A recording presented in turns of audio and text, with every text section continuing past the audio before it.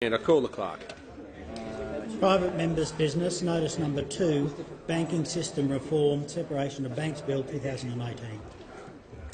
And I call the member for Kennedy. I present the Banking System Reform, Separation of Banks Bill 2018 and the explanatory memorandum.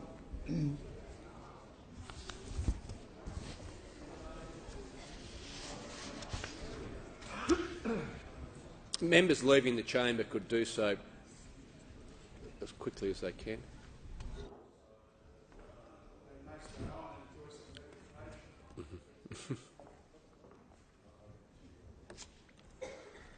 The clerk.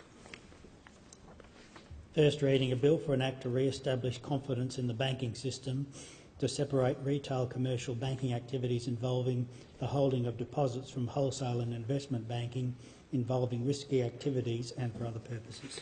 The member for Kennedy. I move this bill be now read a second time. The member for Kennedy may proceed. Yes. Second. Yep. The great upheavals in the Western democracies, the so-called free economies, which are really mixed economies, occurred, the greatest one being 1929, the Great Depression. I think to understand what has taken place, you must read John Kenneth Galbraith's The Great Crash. Very erudite, very readable.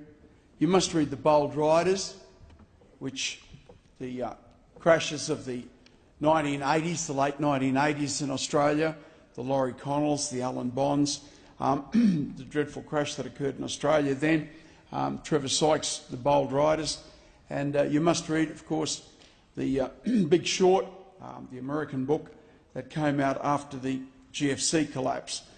Speaker, having said that, the Great Depression was immediately addressed by the Congress of the United States with the Glass-Steagall Act of 1933. The Depression hit right at the end of 1929, effectively started in 1930, and within 3 years they had drafted legislation to ensure that this would not occur again. And in that magnificent, small but magnificent work of Galbraith's, he quotes the congressional hearings. And I don't know the names of all the companies, Mr. Speaker, but they asked Goldman Sachs, they said, so you, in fact, owned a company and floated a company called, I'll call it Whitehaven, and Whitehaven, they said yes. And Whitehaven's total assets were shares in Blue Seas, yes. And Blue Sea's total assets were ownership of Silver Surf, and Silver Surf's total assets were the shares in, and it went on and on and on. And in actual fact, the only thing that any of these 19 companies owned was shares in the parent company.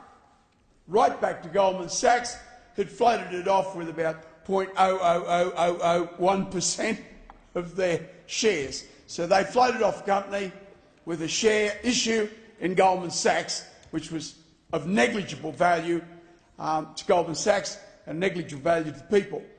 But what we're talking about here, that is called derivatives. When you don't buy a loaf of bread, you buy a contract to buy a loaf of bread. And that is what we call a derivative.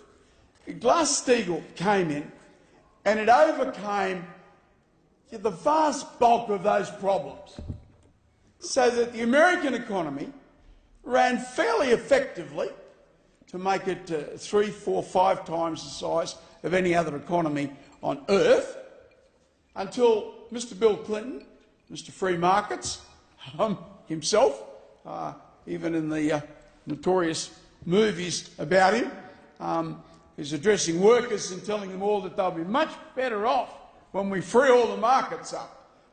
And you will take some pain in the shorter term. In 1999, he abolished the Glass-Steagall Act. Within 2 years, the dot-com collapse occurred, taking down trillions of dollars of the savings and superannuation and retirement monies of Americans and the rest of the world. And in 2008, we're all familiar with the GFC. Now, I mean, clearly, that timeline indicates the necessity for Glass-Steagall legislation in this place. And I must single out, by way of thanks, because it's one occasion where I did not do the hard work on the bill, thank Anne Pleach, my Chief of Staff, but Robert Barwick, associated with a number of organisations in Australia, very articulate, very intelligent, and done some excellent work here. Wilson Tsai, who's one of the great Australians, as a whistleblower, but also, you know, I don't like that term, he was a man who had the courage to say the truth when the truth was going to cost him greatly, but would be a great contribution to this nation. So we played Dr. Wilson's side very great. And Bob Butler, who did a lot of the solid work in drafting this bill and bringing it into the Australian economy. Swan and put money into circulation the minute the GFC hit. And history books will be very, very kind to Wayne Swan as a treasurer. The opposition complained that it was given to people just to go out there and spend. Well, that's exactly what you do in a depression, to head off a depression. I mean, it was an incredibly stupid statement by the opposition at the time. Swan and Nocky guaranteed the big four banks. And that was a very good thing for both of them to do, both sides of the parliament, and I think that that needed to be done. So we headed off, and the other thing that really headed it off was the terrible evil in Australia, which is recourse lending. So if you can't make your house repayments, then the house is taken off you and sold out from under you for less than its loan value. So the bank has the debt and you become a wage slave for the rest of your life. You carry that debt and that debt accumulates interest for the rest of your life unless you take bankruptcy. So, Mr. Speaker, the situation in Australia is ugly and it is evil, and this legislation is needed to overcome those problems. And what effectively it says is, Mr. Bank, you are no longer out there in the market, the arena, buying and selling. No, your job is to loan to people that buy, sell, develop, invest. You don't do that, you judge them. And the bold writers, the Laurie Connells, the Alan Bonds, all of those people from that period, if Alan Bond in fact had been restrained by prudential bank action, he would today be a great hero because he did a lot of wonderful things. And similarly with Christopher Skase.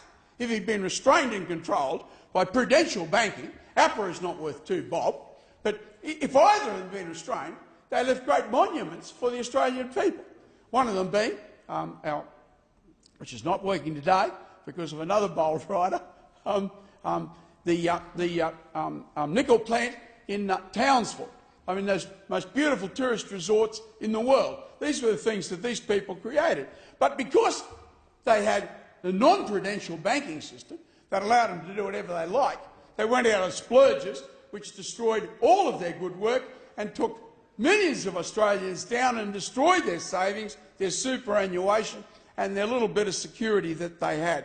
Mr. Acting Speaker, I include on this note, I jumped university because everyone was making a fortune in mining, and my now wife, she invested some money in a company called Toledo. I read the prospectus and there was more copper, it was the year before decimal currency, there was more copper in my pocket than they had in all of their copper reserves of this so-called mining company.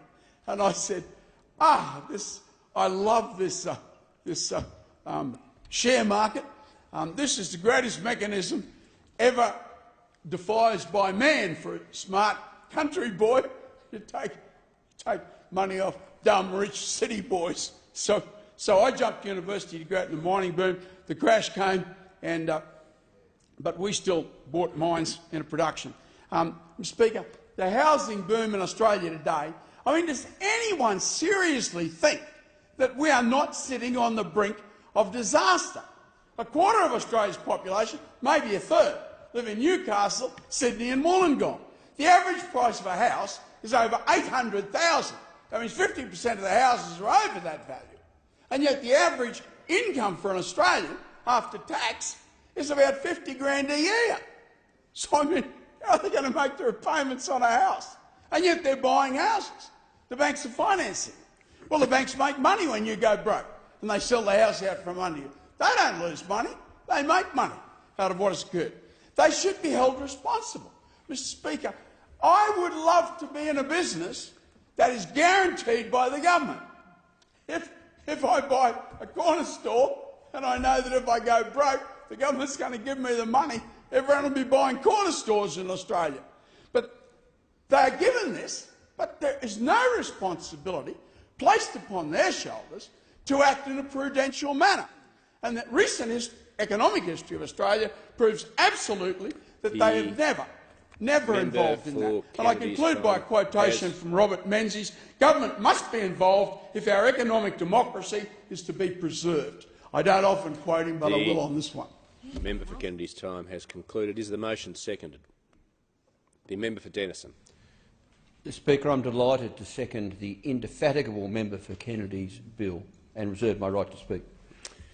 The question is that this bill be now read a second time. The time allotted for this debate has expired. The debate is adjourned and the resumption of the debate will be made an order of the day for the next sitting. And I call the clerk.